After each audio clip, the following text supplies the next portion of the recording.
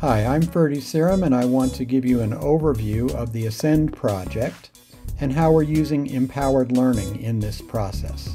We have a problem, which is the digital divide, the gap between those who have affordable access skills and support to effectively engage and those who don't. This disproportionately affects the families of at-risk students in New Mexico.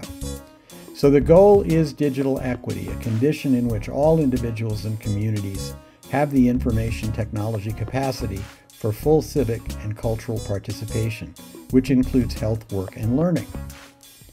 Digital inclusion is the work necessary to ensure that this happens for everyone. And digital inclusion also requires intentional strategies and investments to reduce and eliminate historical, institutional, and structural barriers to access and use of technology. That's what Ascend is all about. And we're encouraged by the words of Patty Krawiec, author of Becoming Kin. She says, as we begin this work, and it will be work, I hope that you have somebody to do it with you, somebody who's reading this alongside you so that you can talk about the things you're learning and being asked to do. Because for us, learning is relational and social. This work is being addressed at the national and state levels with huge investments for technology infrastructure. Here's the FCC definition that just came out about digital discrimination. But the technical and economic aspects are not the only things needed. If we increase connectivity without providing the literacy, language, and personal supports, it's only going to make the existing gaps even bigger. So it's a matter of perspective. How something appears is always a matter of perspective. And here are two perspectives that seem contradictory but are both true. What's great about the U.S. is that everybody has the opportunity to succeed if they work hard. And yet right now, many people in the U.S., just working hard enough is not enough to get ahead. The digital divide is part of what makes these two things true and difficult. So we've learned by listening to students, families, teachers, parents, grandparents, and even siblings to tell us what they need to be successful. That allowed us to develop the vital signs for opportunities to learn that measure some of these conditions. The technology is well known. If you can't stream or is inconsistent, you're not going to be able to work and learn online. If you have no device or you have to share a device, it's still going to be difficult for you to work effectively. So these are the technical and economic issues that were being talked about, but also the human access issues of language and self-efficacy are very important. If you don't use the internet often enough to develop these skills with fluency, it's going to limit your opportunities for working and learning. And if you don't have support either for coaching or with the people around you, it's going to be very difficult as well. So taking this into account, we're looking at digital inclusion that allows all families to take advantage in terms of the health opportunities, the employment opportunities, and the opportunities for learning. And the people that are doing this work with us have two essential features. They have a can-do attitude, and they have empathy for the people around them. They're going to be working and coaching to help people set goals and get the feedback that they need to reach those goals. Our method of doing it is unusual.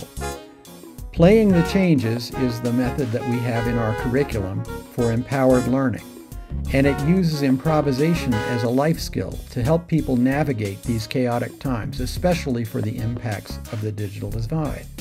The big problem is that the world is constantly changing, and impermanence means that certainty has a shelf life. Consuming truths that are no longer representative of the world has side effects. Navigating these changes can really benefit from the approach that we take in improvisation. So it's intended to provide you with the perspectives, confidence, skills, and insights needed to move from potentiality to actuality in terms of both your personal and shared history. This means that we begin with curiosity. Curiosity is the heart of improvisation, listening and responding to the needs of the moment in order to tell the story the moment deserves with authenticity. Yes, there are lots of rules, but mastery comes from learning which cases and which rules apply and when they don't. And the rules are changing so quickly that people need to have this skill.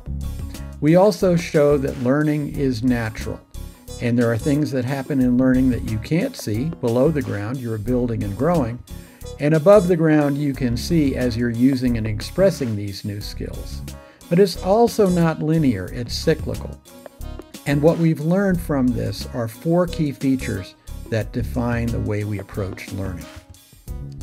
Learning is about relationships and kinship. In the most profound sense, we're all related. The concept of relationships includes the need to value each person, group, element as an important part of the whole. This then leads to responsibility for our community. We have a duty to care for our relatives. We must respect and recognize the impact of our lives on the natural and social environments, and that we have a responsibility to use our inner strength or medicine in strengthening those relationships. That leads us to reciprocity and interconnectedness. Our relationships and responsibilities shape our roles in life and are reciprocal, as is the nature of the universe. Reciprocity represents cause and effect as we strive for balance. And finally, redistribution or generosity is our reciprocal relationships and responsibilities guide us to share our resources and help us to maintain balance. In society today, that includes the sharing of information, knowledge, and resources, and especially time, as we do in our peer coaching. So all of this can be understood through the hand. Each finger of the hand has specific meaning, as you'll see now. We begin with identity, me as a person, and we as the group to whom I belong. And our goal is living with authenticity in both of these areas. Next, we move to purpose, which is about intention and attention. And our purpose is to increase family and community well-being. In terms of creating, it's about courage and about honesty, because we're going to be connecting and healing through the arts. Creation demands persistence and perseverance and creative problem solving. Just as gravity is inevitable, so is conflict, and so we must design with both of these in mind, how we navigate conflict in a sense of being creative. With commitment, we see me and we again, because it's our commitment to the goals that we have set which determines whether we'll be effective. And our goals in this project are equity and inclusion. And for our final one, trust and truth. Accompagnar means walking alongside. And here our peer and intergenerational coaching is based on trust and truth. These are the principles and the processes we're using in New Mexico Faces and in our Ascend project. I hope this has been helpful.